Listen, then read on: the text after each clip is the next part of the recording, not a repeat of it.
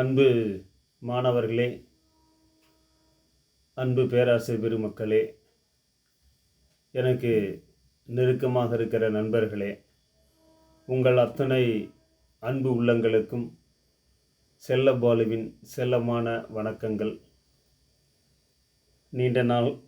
நீண்ட நாட்களாக என்னுடைய பதிவு எதுவும் போடவில்லை. ஒரு நல்ல செய்தியை படிக்கும் பொழுது ஏதாவது ஒரு பதிவு போட வேண்டும் என்று எனக்கு ஆசைதான். நான் படித்ததை மற்றவர்களுக்கு சொல்ல வேண்டும், அந்த கருத்து எல்லோருக்கும் சென்றடைய வேண்டும் என்ற கருத்தின் அடிப்படையில் தான் நான் கருத்துக்களை அடிக்கடி போடுவேன். என்னுடைய யூடியூப்பில் செய்திகளை போடுவது வழக்கம். அப்படி எனக்கு இன்றைக்கு படித்த ஒரு செய்தி, நான் படிக்கும் பொழுது செய்தித்தாள்களிலோ அல்லது புத்தகங்களிலோ வேறு இடத்திலே நான் படிக்கும் பொழுது எனக்கு பிடித்திருந்தால் அந்த செய்தியை நான் பகிர்ந்து கொள்வேன். அப்படித்தான் நான் எப்பொழுதாவது பகிர்வேன். தினந்தோறும் பகிர வேண்டும் என்ற ஆசைதான். ஆனால் நெருக்கடியின் சூழல், சுற்றுவதால் சில சூழலில் என்னால் அந்த பதிவுகளை சரியாக போட முடியல. கொஞ்சம் சுற்றுறதை குறைச்சிக்கிட்டால் நிறைய பதிவு போடலாம். முடிஞ்ச வரையிலும் சுற்றுறதை குறைச்சிக்கணும்னு நினைக்கிறேன். நானும் தான் சில விஷயங்களை குறைச்சிக்கிட்டால் நல்லது அப்படின்னு நினைக்கிறேன். சுற்றுறது தான் நண்பர்களோட, மாணவர்களோட, இப்படி பொது சமூகத்தோட, மக்களோட போய் சேர்ந்து சுற்றுறதால இப்படி பல பிரச்சனைகள். இப்படி இன்னைக்கு கூட ஒரு இடத்துக்கு போகணும், ஆனால் சென்னைக்கு போகலை இல்லையா, ஒரு முக்கியமான வேலைங்கிறதால போகலை. எங்களுடைய பேராசிரியர்கள் போயிட்டு வராங்க, சென்னைக்கு போயிட்டு வராங்க. இப்போ நல்ல செய்தியோடு தான் வந்துட்டுருக்காங்க. பரவாயில்ல. என்ன நான் இன்றைக்கி பகிர்ந்துக்கலாம் மாணவர்களுக்கு. அதிகமாக மாணவர்களை தான் ஏதாவது பகிர்ந்துக்கும் இல்லையா. அப்படி என்ன பகிர்ந்துக்கலான்னு பார்த்தாக்க, இன்றைக்கி பேப்பரில் உள்ளூர் முதல் உலக பாடத்திட்ட முறை என்ற ஒரு தலைப்பில் தினந்தோறும் வந்துட்டுருக்க மாட்டிருக்குண்ணா.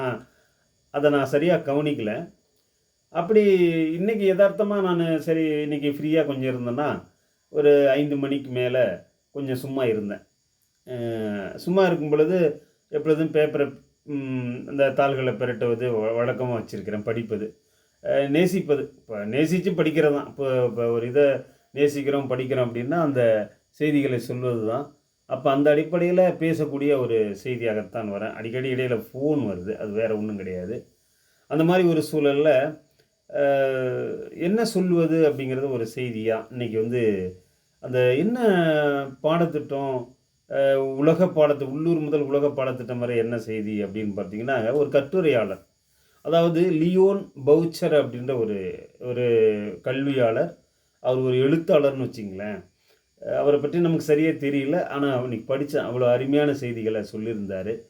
என்னடா உள்ளூர்லேருந்து வெளிநாடு வரலையும் கல்வியை என்ன கொண்டு போகிறாரு, எந்த மாதிரி செய்திகளை கொண்டு போகிறாரு அப்படின்னு பார்க்கல தான் எனக்கு அந்த செய்திகளை அப்படியே ஒட்டுமொத்தமாக என்ன செய்திகள் இருக்கும் அப்படிங்கிறத பார்த்தேன். அப்படி என்ன செய்திகள் இருக்குது அப்படின்னு பார்க்கும் பொழுது தான் அந்த புத்தகத்தை கூட என்ன பண்ணியிருக்காங்க, அந்த பேர் வச்சிருக்கிறாங்க. அது என்ன சொல்கிறாங்கன்னா, traditional and change in the civics education அப்படின்ற ஒரு புத்தகம். தமிழில் என்ன சொல்கிறாங்கனாக்க, ஸ்வீடன் கல்வியில் பண்டைய மரபும் மாற்றமும் அப்படின்ற ஒரு தலைப்பு. சரிங்களா, அதுதான் ட்ரெடிஷ்னல் அண்டு சேஞ்ச், மாற்றத்தை கொண்டு வரணும் அப்படின்னு அந்த ஸ்வீடன் நாட்டினுடைய கல்வி முறையை சொல்லக்குள்ளே அது படிக்கக்குள்ளே ஆச்சரியமாகவும் இருக்குது. என்ன ஆச்சரியம் அப்படின்னு பார்த்தீங்கன்னா, கல்வி முறையில் 1962 பள்ளி கல்வித்துறையை அவங்க அந்த இதை ஒப்படைக்கிறாங்க. அந்த எப்படி பாடத்திட்டம் அமைக்கணும் அப்படிங்கிறத ஒப்படைக்கிறாங்க. அந்த நோக்கம் என்ன அவங்களுக்குன்னா, தெளிவான ஒரு கல்வி முறையை கொடுக்கணும் அப்படிங்கிறது தான். 1962 பள்ளி கல்வி முறையை மாற்றுறாங்க. என்ன அந்த அரசிடம் கொடுத்து மாற்றுறாங்க. அப்படி மாற்றக்குள்ள மாணவர்களுக்கு என்னன்னா, ஜனநாயகத்துக்குரிய பண்புகளை மாணவர்கள் வளர்த்துக்கணும். முதல்ல அதுதான் சொல்கிறாங்க. கல்வி முதல்ல பேசலை, ஜனநாயகம் இருக்கணும், அதனோட பண்பு இருக்கணும், அதனுடைய பண்புகளோடு இருக்கணும், ஜனநாயக பண்பு இருக்கணும், ஒரு மனிதநேயம் இருக்கணும், ஒரு அன்பு கலந்த ஒரு கல்வி இருக்கணும் அப்படின்ற ஒரு அடிப்படையில் அவங்க பேசுகிறாங்க. அப்படி பேசக்குள்ள தான் விரிவாக பேசுகிறாரு லியோன் பவுச்சர் அப்படிங்கிறவர். அது எழுதியிருக்கிறார், அந்த தலைப்பு எழுதியிருக்கிறாரு. அப்போ ஸ்வீடனில் என்ன சொல்கிறாருன்னா, 16 வயது வரலையும் பொது தேர்வு கிடையாது அப்படிங்கிறாங்க. நம்ம நிறைய பொதுத் தேர்வு வைக்கிறோம். 6வதுலேருந்து பொதுத் தேர்வு, 1வதுக்கு பொதுத் தேர்வு, 8வதுக்கு பொதுத் தேர்வு. ஏன்னா இப்படிலாம் நம்ம பொதுத் தேர்வு சொல்கிறோம். அவங்க என்ன சொல்கிறாங்கனாக்கா 16 வயது வரை பொதுத் தேர்வு இல்லை மாணவர்களுக்கு அப்படின்னு சொல்கிறாங்க. அப்போ என்ன எப்படி கல்வி கொடுக்குறாங்க, எந்த மாதிரி கல்வி கொடுக்குறாங்க அப்படின்னு பார்க்கல ஒவ்வொரு கல்வியும் ஒவ்வொரு சூழலை ஒரு விஷயமா பேசக்கூடிய செய்தியாக தான் இருக்குது. அப்படி புத்தகமே இல்லாத ஒரு கல்வி, சரியா? புத்தகமே இல்லை. அந்த 16 வயது வரை பொதுத் தேர்வு கிடையாது. 6லேருந்து 7 வயது வரை வந்து புத்தகம் கிடையாது. 6 வயசு இருக்கு இல்லையா? நம்ம வந்து 3 வயசு எப்படா வரும், 2 வயசு எப்படா முடியும், போய் எல்கேஜியில் தள்ளலாமா, யூகேஜியில் தள்ளலாமா, வேறு எதில் தள்ளலாமா, பிள்ளைய தள்ளி விட்டுறது. வேகனா போய் ஒரு மூட்டை மாதிரி வச்சு தள்ளி அப்படியே டபார்னு விட்டுறது இல்லையா? அது மாதிரி தள்ளி விடுறது தான் இன்றைக்கி நமக்கு பழக்கமாக வச்சுருக்குறோம். அப்படிலாம் இல்லாமல் இந்த மக்கள் என்ன பண்ணுறாங்கன்னா 6 to 7 வயது வரை எந்த வித புத்தக சுமை கிடையாது. ஏன்னா நோட்டு புத்தகம் கிடையாது, மனப்பாடம் கிடையாது. அவங்களுடைய தாய்மொழியில் இசையும் தமிழையும் கற்றுக் கொடுத்துருக்குறாங்க. அவங்க இதில் இசையும் அவங்க மொழியில் இசையும் அவங்களுடைய மொழி பாடம் இருக்கு இல்லையா? அந்த மொழி பாடங்களில் வந்து கற்பிக்கப்படுகிறது அப்படிங்கிறாரு. அப்படி என்ன சொல்லனா, ஸ்கூல் வேர் கெட் அப்படின்ற ஒரு இதில் சொல்கிறாரு. தேசிய கல்வி குழு ஒவ்வொரு இதுலேயும் அந்த இதை சொல்லி கொடுக்குறாங்க. அப்போ இந்த நகராட்சிலாம் என்ன பண்ணுறாங்கன்னா அந்த பள்ளிக்கூடத்தை எடுத்துக்கிறாங்க. மாணவர்களுக்கான நோக்கத்தை பள்ளிக்கூடத்தை வந்து நகராட்சி பூரா எடுத்துக்கிறாங்க. அப்படி நகராட்சி பார்த்தீங்கன்னா நிறைய நகராட்சிகள் இருக்குது. அப்படி சர்வதேச தேசிய பாடப்பொருளாக அது 70% இது உடன்படணுங்கிறாங்க. மற்ற சர்வதேச பாடம் இருக்கு இல்லையா, உலகளாவிய கல்வி முறை இருக்கு இல்லையா, அந்த கல்வி முறையில் வந்து 70% உடன்படணும் அப்படின்னு ஒரு பாடத்திட்டத்தை வகுத்து எல்லாருக்கும் பயன்படுற மாதிரி அப்படி அந்த மக்களுக்கு கொடுக்குறாங்க. அப்படி கொடுக்கல தான் அந்த நகராட்சியும் பார்க்கல ரிக்ஸ்டாக் 5 ஆண்டுகளுக்கு ஒரு முறை அப்படி நாடாளுமன்ற பேர் அவங்க பேர் ரிக்ஸாட்ன்னு சொல்கிறாங்க. என்ன நாடாளுமன்றமான ரிக்ஸ் டாக் அப்படின்னு சொல்லி ஒரு அது பேர் அவங்க நாடாளுமன்றத்துக்கு பேர் ஸ்வீடனில். அந்த ஸ்வீடன் நாட்டில் அவங்க என்ன பண்ணுறாங்கன்னா 290 நகராட்சிகள் அங்கே அந்த நாட்டில் இருக்கான். பெரிய நகராட்சிகள் 290 நகராட்சியிலும் அந்த நகராட்சியே அந்த பள்ளிக்கூடத்தை என்ன பண்ணுறாங்க எடுத்துக்கிறாங்க அப்படின்னு சொல்கிறாங்க. கல்வி நோக்கம் மிக தெளிவாக வரையறுக்கப்படுகிறது அப்படின்னு சொல்லக்குள்ள தான் இந்த சொல்கிறாங்க. அப்படி இந்த 290 நகராட்சிகளும் பார்க்கக்குள்ள அப்போ பள்ளிக்கு எதுவுமேனா இந்த நகராட்சியில் படிக்கிறாங்க இல்லையா, இவங்களுக்கு கல்வி கட்டணமே கிடையாது. இதெல்லாம் இலவச கல்வி தான். நம்ம தமிழ்நாட்டில் நம்ம இந்தியாவில் எப்படி இருக்குது, நிறைய பள்ளிக்கூடம் மெட்ரிகுலேஷன் இருக்குது, சிபிசிஎஸ் இருக்குது, நகராட்சி இருக்குது, இதில் ஆக்ஸ்போர்டுன்னு ஒன்று சொல்லுவாங்க, இன்டர்நேஷ்னல்னு ஒன்று சொல்லுவாங்க, என்னென்னமோ சொல்லி இந்த மக்களை வந்து நம்ம படிக்கிறோம் இல்லையா. அங்கே அப்படி கிடையாது. நகராட்சி அரசு நடத்தக்கூடிய இடம், அவங்களதான் அவங்க கொடுக்கணும். இலவச கல்வி எல்லாத்துக்கும் கொடுக்கணும். அதேமாரி என்ன சொல்கிறாங்கன்னா அந்த அடிப்படையில் ஒவ்வொரு குழந்தையும் கட்டாயம் பள்ளிக்கு செல்கிறதா என்பது நகராட்சி பார்க்கணுங்கிறாங்க. நகராட்சி வந்து அதை உற்று பார்க்கணும். ஒவ்வொரு குழந்தையும் பள்ளிக்கூடம் போகுதாங்கிறத நகராட்சி உறுதிப்படுத்தணுங்கிறாங்க. கட்டாயமாக உறுதிப்படுத்தணும். அந்த குழந்தை வந்திருக்கா, பள்ளிக்கூடம் போகுதா, இல்லை பள்ளிக்கூடம் போகாமல் இருக்கா அப்படின்ட்டு ஒரு சூழலை வந்து பார்க்கணும் அப்படின்னு சொல்கிறாங்க. அதுபோல் அந்த நகராட்சி பள்ளிக்கூடம் மட்டும் இல்லாமல் வேறொரு பள்ளிக்கூடம் இருக்குது. என்ன சார்னாக்கா அது பிஸ்கோலார் அப்படின்னு ஒரு உதவித்தொகையுடன் செயல்படக்கூடிய ஒரு பள்ளிக்கூடம்.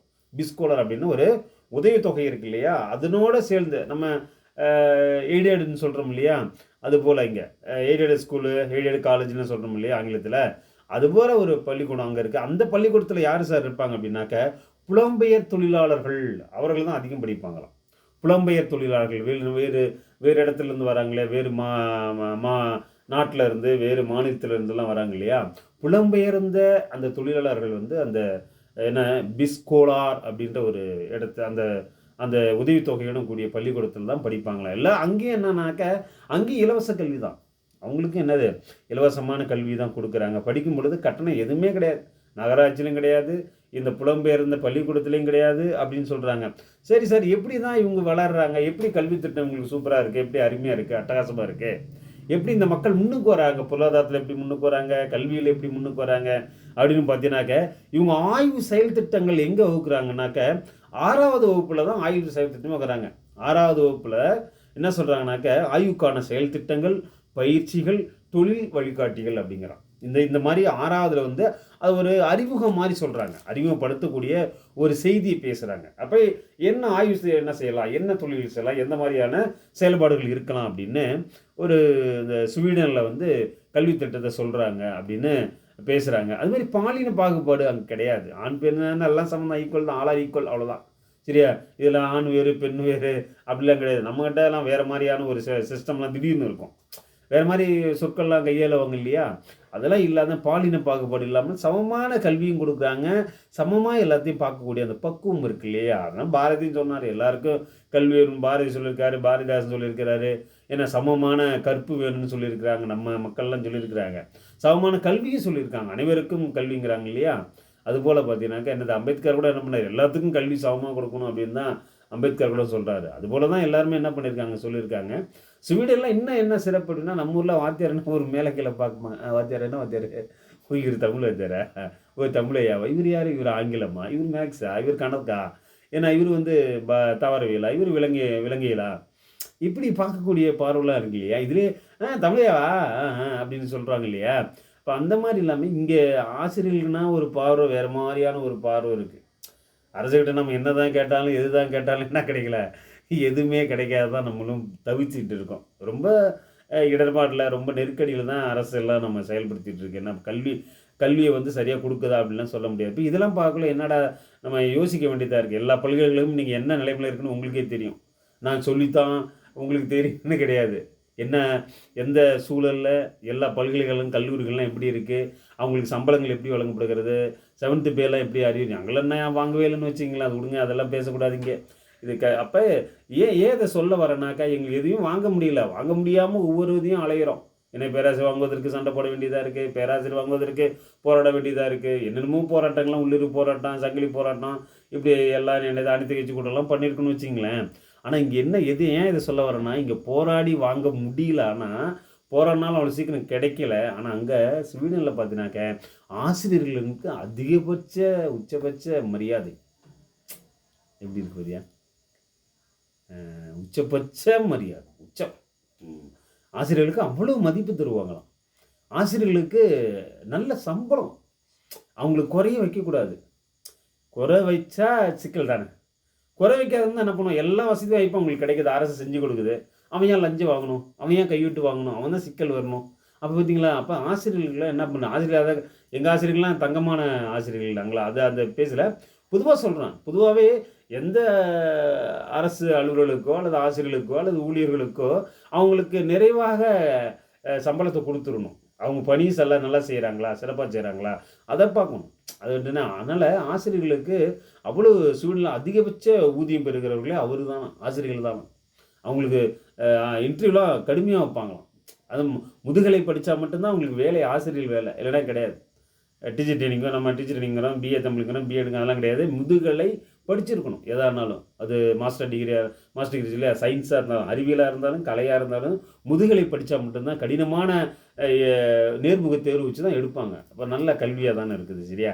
அப்போ கல்வி முறை இந்த மாதிரி இருக்குது. பணியில் சேர்வதற்கு அப்புறம் பணியில் சேர்றாங்க இல்லையா, சேர்ந்த பின்பு 5 ஆண்டுகளுக்கு ஒரு முறை இந்த ஆசிரியர்களை வெளிநாடுகளுக்கு அனுப்புகிறாங்க. மேலை நாடுகளுக்கு அனுப்பி யார், அரசனுடைய செலவுலே நீ போயிட்டு வா, போய் படிச்சுட்டு வா. என்ன படிச்சுட்டு வரணும் அப்படின்னா, 5 ஆண்டுகளுக்கு ஒரு முறை பின்லாந்து, டென்மார்க்கு, ஜப்பான் இந்த மாதிரி கல்வியில் உயர்ந்த நாடுகளுக்கு போய் சென்று அங்கே போய் ஒரு கோர்ஸ், ஏதாவது அந்த தன்னை புத்துயிர் பண்ணிக்கிற மாதிரி, எப்படி புதுசாக கல்வியை சொல்லலாம், எப்படி புதுசாக செயல்படுத்தலாம், மாணவர்கள்ட்ட எந்த மாதிரி கல்வியை கொடுக்கலாம், அவன் எப்படி வந்து கிடைக்கும் அப்படின்னு சொல்கிறாங்க இல்லையா.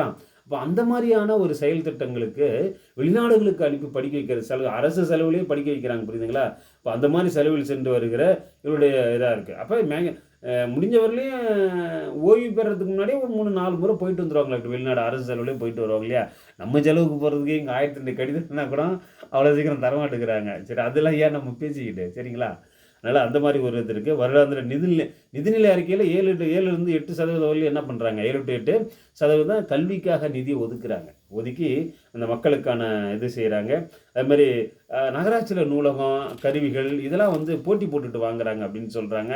அதுமாதிரி அந்த பள்ளிக்கூடத்தில் பெரிய பெரிய தொழில்நுட்பங்களோட இணைஞ்சிக்கிறாங்க.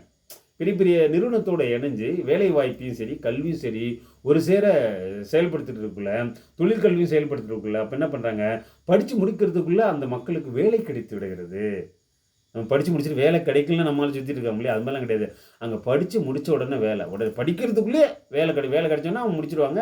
அப்படியே அந்த நிறுவனங்களுக்கு, அந்த கல்வி நிறுவனங்களுக்கோ அல்லது தொழில் நிறுவனங்களுக்கோ, பெரிய பெரிய நிறுவனங்களுக்கு என்ன பண்ணுவாங்க, அந்த செய்திகள் போயிடும் இல்லையா? அப்போ அதுபோல் சொல்லக்கூடிய இதாக இருக்குது. அப்போ இதெல்லாம் நினைக்கக்குள்ள ரொம்ப பெருமையாகவும் மகிழ்ச்சியாகவும் இருக்கு இல்லையா ஸ்வீடன் நினைக்கக்குள்ள.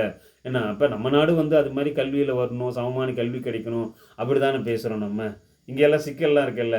அப்புறம் இங்கே ஒரு சில இது பர்சன்டேஜ்லாம் இருக்குல்ல, இடஒதுக்கீடு இருக்குல்ல, அதெல்லாம் நம்ம பேச முடியாது இல்லையா? ஆனால் எல்லாருக்கும் கல்வி கொடுக்குறோம், எல்லாத்துக்கும் வேலைவாய்ப்பு கொடுக்குறோம் இல்லையா? ஆசிரியர்களுக்கு மதிக்கிறாங்க இல்லையா? ஆசிரியர்கள் போராடாமே எல்லாத்தையும் கொடுக்குறாங்க. இங்கே போராடி வாங்கவும் முடியாமல் ஒரு சூழல் இருக்குது இல்லையா? அதனால் அரசு தான் வந்து ஆசிரியர்களுக்கெல்லாம் நல்ல ஒரு இதை கொடுக்கணும். மற்ற நாடுகள்லாம், வெளிநாடுகள்லாம் எப்படி ஆசிரியர்களுக்கு மதிக்கிறாங்க, அவங்களுக்கு ஒரு பண்பட்ட ஒரு செயல்பாடுகள் இருக்குது இல்லையா? இப்போ அதுபோல் நம்ம செய்யலாம். அதாவது இதில் என்ன சொல்கிறேன்னா, இது என்ன சொல்கிற ஸ்வீடன் பற்றி அப்படின்னா, நோபல் பரிசுகளின் மையம் மட்டுமல்ல ஸ்வீடன், அவ்வளோதான். நோபல் பரிசு நிறைய வாங்குறாங்களா அங்கே. மையம் மட்டுமல்ல, நோபல் பரிசினோட மையம் மட்டுமல்ல, உயர்ந்த கல்வியின் மையமாகவும் ஸ்வீடன் விளங்குகிறது அப்படின்னு நம்ம சொல்லலாம். அதனால் அன்பு மாணவர்களே, அன்பு நண்பர்களே, பேராசிரியர் பெருமக்களே, நல்ல கல்வியை மாணவர்களுக்கு கொடுப்போம். நல்ல சிந்தனை வளர்த்தோடுவோம். சமூக கல்வி சொல்கிறாங்க இல்லையா? சோசியல் எஜுகேஷன் அப்படின்னு நான் அடிக்கடி பேசுவேன் நான் வகுப்பில் கூட. அப்படி சமூக கல்வியை மாணவர்களுக்கு கொடுப்போம். நல்ல மாணவர்களாக வரட்டும், நல்ல வேலைவாய்ப்பு போகட்டும், சமூக சிந்தனை உள்ள மாணவர்களை வரவேற்போம் அப்படின்னு கேட்டுக்கிட்டு, இன்ற நாளுக்கு அப்படியே ஒரு நல்ல ஒரு பதிவுன்னு நான் நினைக்கிறேன். எத்தனை பேர் பார்ப்பீங்க, எத்தனை பேர் பார்க்க மாட்டீங்கன்னு எனக்கு தெரியாது. சமூகத்தில் இறுதியாக ஒரு குரலோடு நான் முடிக்கலான்னு இருக்கிறேன். ஏன்னா அந்த ஒருமைக்கண் தான் கற்ற கல்வி ஒருவருக்கு எளிமை ஏமா பிழைத்து அப்படின்னு சொல்லுவான் ஐயா வள்ளுவன். அந்த வள்ளுவன் குரலோட எல்லோரும் படிங்க அப்படின்னு சொல்லிட்டு, கற்கை தான் ரொம்ப கற்றல் தான் ரொம்ப சிறப்பானது அப்படின்னு நம்ம சொல்லலாம் இல்லையா? அதனால் கல்வி தான் இந்த ஒரு ஆயுதம். இந்த கல்வி தான் உன்னை மாற்றும், இந்த கல்வி தான் உன்னை உயர்த்தும் என்று சொல்லி கேட்டுக்கொண்டு, மாணவர்கள் நல்ல கல்வியை பெற வேண்டும் என்று சொல்லி விடைபெறுகிறேன். நன்றி, வணக்கம். எப்பொழுதும் உங்களோடு உங்கள் செல்லபாலு. நன்றி.